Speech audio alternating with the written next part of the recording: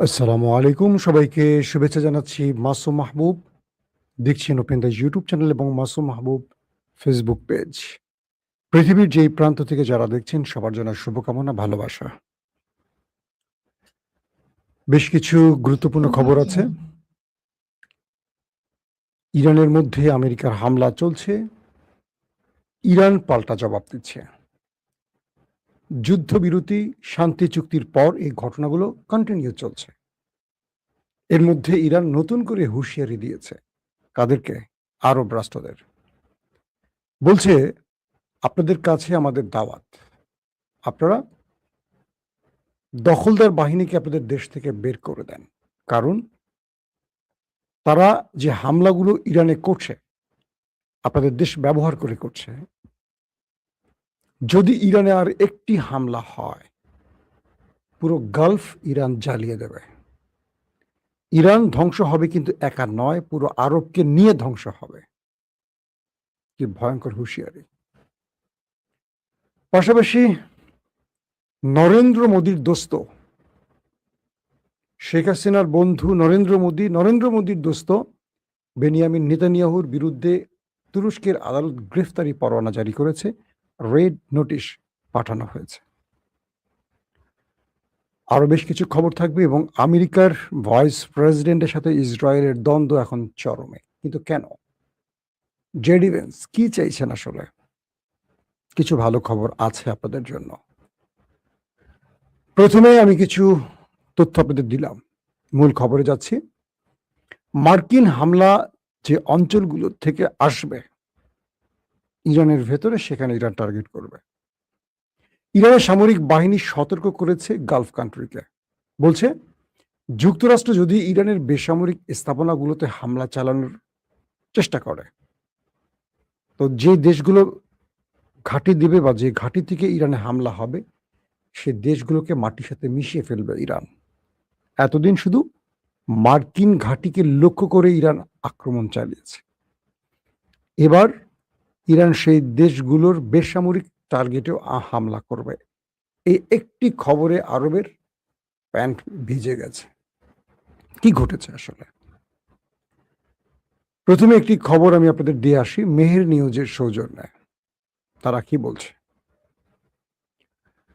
ইরানের পররাষ্ট্র মন্ত্রণালয় বিদেশি ভূখণ্ডে সামরিক ঘাঁটি ও বাহিনী মোতায়েন করে রাষ্ট্রীয় সার্বভৌমত্ব লঙ্ঘনে মার্কিন ঔপনিবেশিক ও ঔদ্ধত্যপূর্ণ নীতির নিন্দা জানিয়েছে। অর্থাৎ গালফের ভেতর থেকে ইরানে যে হামলা করছে আমেরিকা, এটা নিন্দা করেছে তারা। বলা হয়েছে, ইসলামী প্রজাতন্ত্রের বিরুদ্ধে হামলা প্রস্তুতি ও পরিচালনার জন্য ওয়াশিংটন যাতে আরবের কোনো ভূমি, জল বা আকাশপথ ব্যবহার করতে না পারে, তা বন্ধ করার সুস্পষ্ট দায়িত্ব হলো সেই দেশগুলোর, মানে আরব দেশগুলোর। বিশেষ করে ইরানের দক্ষিণের প্রতিবেশী দেশগুলোর উপর এটি পুরোপুরি বর্তায়। কে বলছে? ইরান। ইরানের পররাষ্ট্র মন্ত্রণালয় বলছে, ইরানের বিরুদ্ধে আগ্রাসনের জন্য ব্যবহৃত মার্কিন ঘাঁটি, স্থাপনা ও সম্পদের উপর ইরানের আত্মরক্ষামূলক হামলা আন্তর্জাতিক আইন এবং জাতিসংঘ সনদের ৫১ অনুচ্ছেদের অধীনে ইরান আইনগত ও সহজাত আত্মরক্ষার অধিকারের সঙ্গে সংগতিপূর্ণ। বুঝছেন? সংগতিপূর্ণ মানে ইরান আক্রান্ত হলে আমেরিকার প্রত্যেকটি ঘাঁটি হবে তাদের জন্য বৈধ লক্ষ্য। এটা জাতিসংঘ এবং আন্তর্জাতিক আইন অনুযায়ী তাদের যে ৫১ ধারা আছে, অনুচ্ছেদ আছে, সেই হিসেবে ইরান তার আত্মরক্ষার জন্য তাদের হামলা করতে পারবে। এবং এটি দক্ষিণ পারস্য, ইরান বলছে এটি দক্ষিণ পারস্য উপসাগরে প্রতিবেশী দেশগুলোকে অবিলম্বে আগ্রাসনকারীদের ইরানের বিরুদ্ধে আগ্রাসনের জন্য তাদের স্থাপনা ও ভূখণ্ড, সামুদ্রিক ও আকাশসীমা ব্যবহার করা থেকে বিরত রাখতে হবে। আরবদেরকে বলা হচ্ছে, তোমরা আমেরিকাকে তোমাদের ভূমি, আকাশ সবকিছু ব্যবহারের মানে নিষেধ করে দাও, বাধা সৃষ্টি করো, নতুবা তোমরা টার্গেটে পড়বে। ইরানের বিরুদ্ধে তারা বলছে যে যাতে এই অঞ্চলে যুদ্ধের আগুনের ধারাবাহিকতা ও ধারাবাহিকতা ও বিস্তার রোধ করা যায়। এটি এই অঞ্চলের দেশগুলোর মধ্যে শত্রুতা ও অবিশ্বাস সৃষ্টি করছে। অর্থাৎ আরবের সাথে ইরানের মধ্যে যে অবিশ্বাস তৈরি হচ্ছে বা শত্রুতা তৈরি হচ্ছে, এটি আমেরিকার কারণে তৈরি হচ্ছে, এটা ইরান নিজে আরবদেরকে জানিয়ে দিয়েছে। এই বক্তব্যটি ইরান আরবদের উদ্দেশ্যে দিচ্ছে, আমাকে আপনাকে না, আরবদের উদ্দেশ্যে যারা আমেরিকাকে ঘাঁটি দিয়ে ইরানে হামলায় সহযোগিতা করছে তাদের উদ্দেশ্যে। এই অঞ্চলের দেশগুলোর মধ্যে শত্রুতা ও অবিশ্বাস সৃষ্টির একটি অশুভ আমেরিকান জায়নবাদী ষড়যন্ত্রকে সফল হতে না দেওয়ার বিষয় আরবদের সতর্ক থাকতে হবে এবং দায়িত্বশীল হতে হবে, এটা বলছে ইরান। ইরানের পররাষ্ট্র মন্ত্রণালয় আরো বলছে, ইরানের তার কোনো প্রতিবেশী বা এই অঞ্চলের কোনো দেশের প্রতি কোনো বৈরিতা বা শত্রুতা নেই এবং তারা বলছে তারা দৃঢ়ভাবে বিশ্বাস করে দীর্ঘস্থায়ী নিরাপত্তার একমাত্র পথ হলো আমেরিকার সামরিক উপস্থিতি এবং ধ্বংসাত্মক বিদ্বেষপূর্ণ হস্তক্ষেপমূলক আক্রমণ থেকে আরবকে তাদের নিবৃত্ত করা। আমি আশা করছি আপনারা পুরো বিষয়টি ক্লিয়ার বুঝতে পেরেছেন যে আরবের উদ্দেশ্যে ইরান যে বার্তাগুলো দিচ্ছে এখানে একদম খুবই স্পষ্ট বক্তব্য।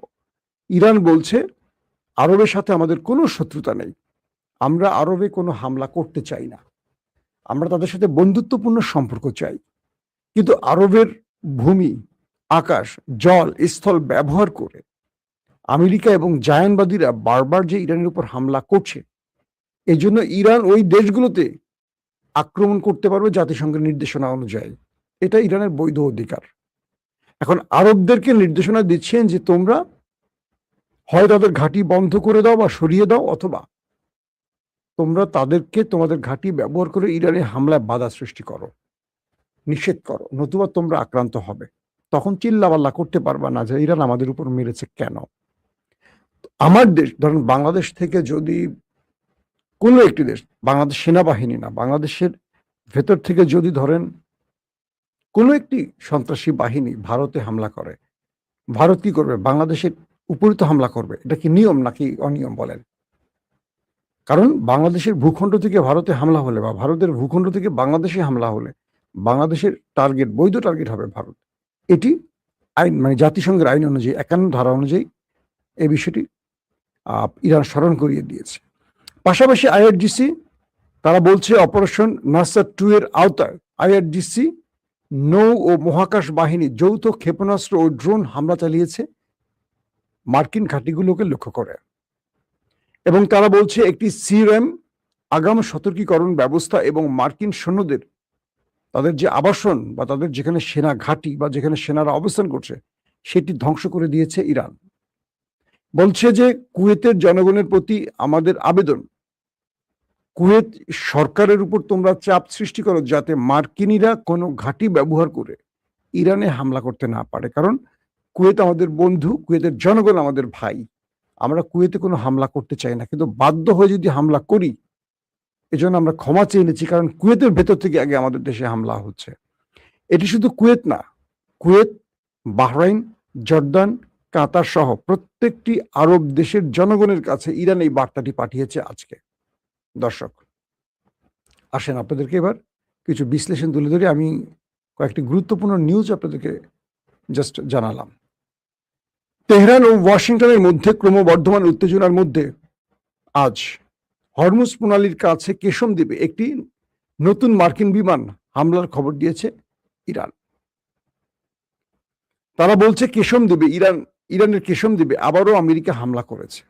ইরানি কর্মকর্তাদের উদ্ধৃতি দিয়ে কয়েকটি গণমাধ্যম জানিয়েছে সন্ধ্যা 6:10 দ্বীপটির নিকটবর্তী বিভিন্ন স্থানে ক্ষেপণাস্ত্র আঘাত চালায় আমেরিকা। হতাহতের সংখ্যা বা ক্ষয়ক্ষতির পরিমাণ সম্পর্কে এখনো বিস্তারিত তথ্য তারা দিতে পারেনি, মানে ইরানের গণমাধ্যম দিতে পারেনি। হরমুজ প্রণালীকে কেন্দ্র করে সাম্প্রতিক দিনগুলোতে যুক্তরাষ্ট্র ও ইরানের মধ্যে উত্তেজনা বেড়েছে এবং একে অপরের প্রতি বারবারই হামলা এবং পাল্টা হামলা অব্যাহত রেখেছে। তার মানে আবারও আমেরিকার পক্ষ থেকে হামলা হয়েছে এবং আমেরিকা এবার জবাব দিতে যাচ্ছে, ইরান আবার জবাব দেওয়ার ঘোষণা দিয়েছে নতুন করে। দর্শক কয়েকটা গুরুত্বপূর্ণ এবার তথ্য আপনাদের বলছি। প্রথম, ইরান আজকে স্পষ্ট বার্তা পাঠিয়ে দিয়েছে আরবদের উদ্দেশ্যে, বলছে যদি ইরানের কোনো বিদ্যুৎ ব্যবস্থা ধ্বংস করা হয় আমেরিকান অ্যাটাকে, তাহলে আরবের কোনো বিদ্যুৎ ব্যবস্থা তারা বহাল রাখবে না। তারা বলছে আমরা এবার ডু আর ডাই ম্যাচে খেলতে নেমে গেছি। ইরান বলছে আরবদের উদ্দেশ্যে যে আমরা আপনাদেরকে বন্ধু হিসেবে বা ভাই হিসেবে আগাম বার্তা পাঠাচ্ছি। যদি আমেরিকা বা আমাদের শত্রুরা আরবের কোনো দেশ বা মধ্যপ্রাচ্যে আমাদের মিত্র বন্ধু বা প্রতিবেশী কোনো দেশের ঘাঁটি, জল, স্থল, ভূমি ব্যবহার করে হামলা করে এবং ইরানের কোনো বিদ্যুৎ অবকাঠামো ধ্বংস হয়, জ্বালানি কেন্দ্র ধ্বংস হয়, পানি সূচনাগার ধ্বংস হয়, কোনো বেসামরিক স্থাপনা, সেটা ব্রিজ, কালভার্ট, স্কুল, কলেজ বা গবেষণা প্রতিষ্ঠান, কোনো বেসামরিক প্রতিষ্ঠানে হামলা হয়, এবার ইরান সেই বেসামরিক প্রতিষ্ঠানগুলো অর্থাৎ আরবে থাকা, ধরেন সৌদি আরবে থাকা, কাতারে থাকা, কুয়েতে থাকা, আরব আমিরে থাকা, জর্ডান থাকা, বাহরাইনে থাকা, কুয়েতে থাকা প্রত্যেকটা দেশকে এবার টার্গেট করবে ইরান। ইরান ঘোষণা দিয়ে দিয়েছে এবার আমরা মারো বা মরো নীতিতে লড়াইতে নামছি এবং এবার যুদ্ধটা হচ্ছে বড় ফ্রেমে আমাদের যুদ্ধটা শুরু হচ্ছে এবং ইরান আবারও বলছে যে আমরা আমাদের বন্ধু রাষ্ট্রে হামলা করতে চাই না, কিন্তু বাধ্য হয়ে আমরা আমাদের ভয়ঙ্কর মিসাইলগুলোকে প্রস্তুত করেছি শুধু নির্দেশনার জন্য, সবুজ সংকেতের জন্য এখন আমরা অপেক্ষা করছি। আইআরজিসি বলছে সবুজ সংকেতটা দিবেন কে? মুস্তফা খামেনি। যখনই ইরান বলছে যখনই ইরানের কোনো বিদ্যুৎ কেন্দ্রে হামলা হবে সঙ্গে সঙ্গে আরবে থাকা সকল বিদ্যুৎ কেন্দ্র আমরা ধ্বংস করে ফেলবো, সকল, একটি নয় সকল। যখন ইরানের কোনো পানির রিফাইনারিতে হামলা হবে, ওয়াটার রিফাইনারি, আরবের প্রত্যেকটা রিফাইনারি আমরা ধ্বংস করে ফেলবো, পুরো আরবকে পানিহীন করে ফেলবো। কারণ আরব আমাদের কথা শুনছে না এখন পর্যন্ত। আমেরিকা যদি আরবকে বলছে আমেরিকা যদি তোমাদের বাঁচাতে পারে, তোমাদের বাপ যদি বাঁচাতে পারে, তোমরা তোমাদের বাপের পা ধরে বসে থাকো, কিন্তু এবার আরবকে আমরা সবচেয়ে বড় ধাক্কাটা দিব, কিন্তু আমরা দিতে চাই না, কারণ আরবের প্রতিটি মানুষ আমাদের ভাই। দেখেন ইরান আর কত ধৈর্যের পরিচয় দিবে, কতটা সহমর্মিতা, ভ্রাতৃত্বের পরিচয় দিবে, আর কিছু আছে? বারবার বলছে ইরান, বলছে আমাদের বিদ্যুৎ কেন্দ্র ধ্বংস হলে তোমাদের একটা বিদ্যুৎ কেন্দ্র থাকবে না। যদি আরবে বিদ্যুৎ কেন্দ্র না থাকে, আরবে কত লক্ষ লোক মারা যাবে জানেন আপনি? ওই দেশগুলো আমাদের দেশের মতন, আমরা বিদ্যুৎ না থাকলে, যেমন আমাদের দেশে যদি একটু জোরে বাতাস হয়, ধরেন পাশের বিল্ডিং থেকে কেউ ফু দিল, সঙ্গে সঙ্গে দেখবেন বিদ্যুৎ নাই। ৫৪ বছরে আমাদের বাংলাদেশের রাজনীতিবিদরা এই সিস্টেমটা তৈরি করে দিয়ে গেছে, পাশের বিল্ডিং থেকে ফু দেয়, এই বিল্ডিং এ বিদ্যুৎ বন্ধ হয়ে যায়, কারণ ঝড়, একটু হালকা আকাশ কালো হলে দেখবেন যে 2 দিন বিদ্যুৎ নেই বাংলাদেশে অনেক জায়গায়। কিন্তু আমাদের তো, আমরা তো সেটা সহ্য করে নিতে পারি। সৌদি আরবের তাপমাত্রা জানেন? আরবের ওখানে বাথরুম বলেন, ঘর বলেন, প্রত্যেকটা জায়গায় এসি সিস্টেমে থাকে। তো যখন বিদ্যুৎ ব্যবস্থা ভেঙে পড়বে, এই লোকগুলো পাগল হয়ে যাবে। এই লোকগুলো সব সিস্টেম হলো আধুনিক ইলেকট্রিক সিস্টেম, বিদ্যুৎ সিস্টেমের উপর ডিপেন্ড করে, সব অচল হয়ে যাবে। এবং পানি, আরবের সাগরের লবণাক্ত পানিকে রিফাইনিং করে তারা মিষ্টি পানি হিসাবে ব্যবহার করে। তো এই পানি শোধনাগার যদি ধ্বংস করে দেয়, শোধনাগারগুলো ধ্বংসের ফলে কি হবে? পুরো আরব পানির জন্য মরবে, পানির জন্য। একটা মরুভূমি আরবগুলি, পানি পাবে না। তারপরে হাসপাতাল, ইরানের হাসপাতাল টার্গেট হলে আরবের হাসপাতালগুলো টার্গেট হবে। কোনো আরবের হাসপাতাল বাদ রাখবে না। এখন যদি ইরান আরবদের ছাড় দেয় যে আমি আরবকে মারবো না, ওরা আমাদের ভাই, তাহলে আমেরিকা হামলা বন্ধ করবে না। এখন আমেরিকার হামলা বন্ধ করতে আরবের গলা টিপে ধরতে হবে ইরান, এটা এখন বুঝে গেছে। এবং দেখেন খুব ভয়ঙ্কর যে ব্যাপারটি, আজকে মার্কিন ভাইস প্রেসিডেন্ট অর্থাৎ ট্রাম্প যদি উপরে চলে যায় বা ট্রাম্পের যদি কিছু হয়, মার্কিন প্রেসিডেন্ট হবেন জেডি ভেন্স, ভাইস প্রেসিডেন্ট। তিনি প্রকাশ্যে বলছেন যে এই যুদ্ধটা ইসরায়েল আবার বাধ্য করেছে আমেরিকাকে যুদ্ধে নামাতে। জেডি ভেন্স বলছেন, মানে জেডি ভেন্স কিন্তু যুদ্ধের বিপরীত, তিনি শান্তির পক্ষে। কিন্তু আরো 2-3 জন অ্যাডভাইজার আছে ডোনাল্ড ট্রাম্পের, একজন মার্ক রুবিও, একজন তার জামাতা জারেড কুশনার, আরেকজন আছে স্টিভ উইটকফ। এই সবগুলো হলো ইসরায়েলের দালাল। এরা কিন্তু যুদ্ধে বাধ্য করছে মার্ক রুবিওর চেয়ে স্টিভ উইটকফ বেশি। কিন্তু জেডি ভেন্স বারবারই আলোচনার মাধ্যমে সমাধান খুঁজতে চান। এখন জেডি ভেন্সের বিরুদ্ধে বিশাল অর্থ বিনিয়োগ করে ইহুদিরা আমেরিকায় তার বিরুদ্ধে প্রচারণা শুরু করেছে। পুরো মার্কিন লবিটা, যারা ইহুদি লবি, তারা জেডি ভেন্সের বিরুদ্ধে লেগে গেছে, কারণ জেডি ভেন্স এই যুদ্ধ চাচ্ছেন না। তিনি বলছেন এই যুদ্ধ ইরানের কি ক্ষতি হবে? তার চেয়ে বেশি আমেরিকার ক্ষতি হচ্ছে। আমেরিকার স্বার্থে তিনি বলছেন এই যুদ্ধ বন্ধ করা উচিত। কিন্তু শান্তি চুক্তি প্রতিষ্ঠিত হওয়ার পর, স্বাক্ষরিত হওয়ার পরও এই ইহুদিরা বা এই ইসরায়েল আমেরিকাকে আবার যুদ্ধে নামিয়েছে। কে বলছে? জেডি ভেন্স, আমি না, জেডি ভেন্স বলছে। তার মানে আমেরিকা বা ডোনাল্ড ট্রাম্প আবারও যে নেতানিয়াহুর চাপে পড়ে যুদ্ধে নেমেছেন, এটা জেডি ভেন্স ফাঁস করে দিয়েছে। তো জেডি ভেন্স বলছেন যা এখন হচ্ছে এটা কাম্য নয়। আমরা আলোচনার টেবিল প্রস্তুত রেখেছি, কিন্তু সেই আলোচনা বারবার ব্যর্থ হচ্ছে ওই অদৃশ্য শক্তিটার জন্য, আর সেটা হলো ইসরায়েল। আর এইসব বক্তব্যের জন্য ইসরায়েল তার বিরুদ্ধে নেমেছে। তাদের সকল লবি, অলিগার, ডিপ স্টেট ব্যবহার করে এখন জেডি ভেন্সের বিরুদ্ধে প্রচারণা শুরু করে দিয়েছে।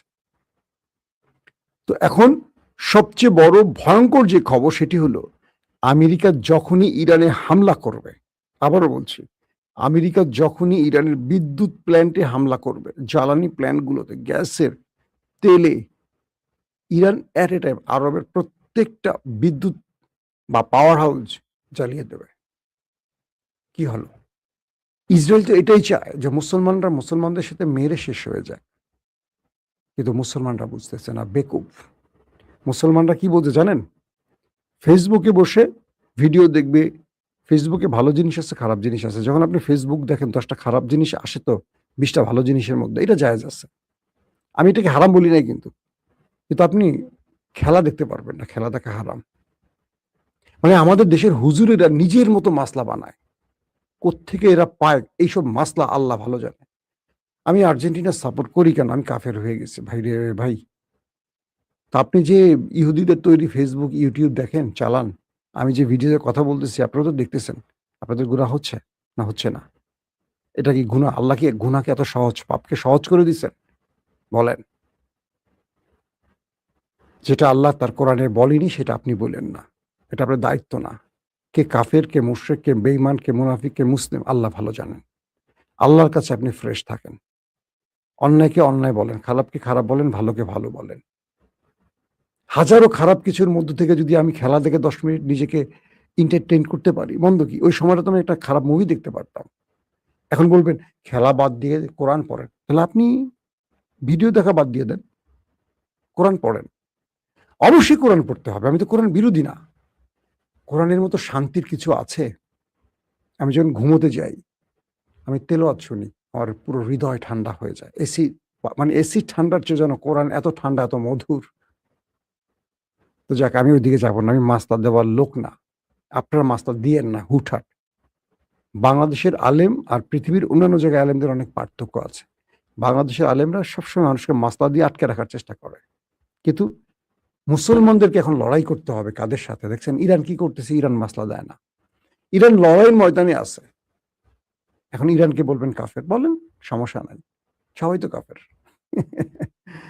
শুধু কাঠমোল্লারা মুসলিম। তো বিষয়টা হলো বর্তমান পৃথিবীতে ইমান নিয়ে বেঁচে থাকা যেমন কঠিন, আবার বর্তমান পৃথিবীতে যেটাকে ইমান মনে করেন সেটা ইমান না।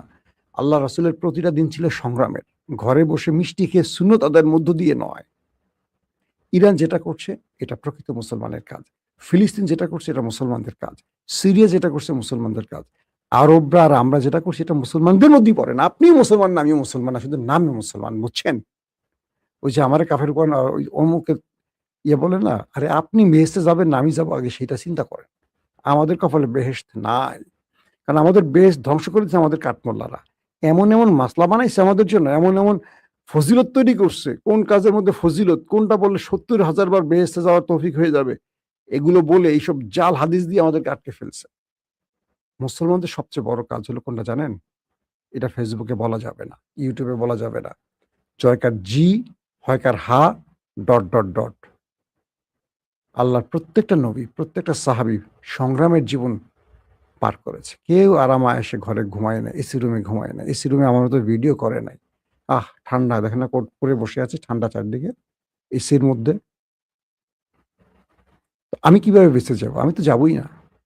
আল্লাহর কাছে ফরিয়াদ করি, আল্লাহ একটু মাফ করো আমারে। আমি আমার দর্শকদেরকেও বলবো যে আল্লাহ তাদেরকেও মাফ করুন। তো আমাদের সবচেয়ে বড় ভুল, আমরা একে অপরকে দায়ী করে নিজেরা গুনাহগার হই। আসেন আমরা প্রত্যেকে নিজেকে আগে মুক্ত করি, অন্যকে আমরা পরে মাসলা দেই। আরবের লোকগুলোকে একবার চিন্তা করেন, আল্লাহ নবীরা যে দেশগুলোতে আসছে তারা আমেরিকা ইসরায়েলের সাথে বন্ধুত্ব করে মুসলিম দেশগুলোকে ধ্বংসে সাহায্য করে। এর চেয়ে দুঃখের কিছু আছে? আজকে ইরান কি বলছে জানেন? জর্দানকে এটা নবীগণের আশ্রয়স্থল, বিশ্রামস্থল। এত নবী আসছে জর্দানে, সেই জর্দানটা পুরো ইসরায়েলের কন্ট্রোলে। আফসোস না? তো এত হাজার হাজার নবীরা আসছেন যে অঞ্চলগুলোতে, সেই অঞ্চলগুলোতে শুধু জুব্বা পাগড়ি আছে আর ভিতরে ইমান আর নাই, ইমান চলে গেছে হাওয়া হয়ে। এর চেয়ে দুঃসংবাদ বা দুঃখের সংবাদ আমাদের মুসলমানদের জন্য আর কিছু হতে পারে না। আল্লাহ হাফিজ।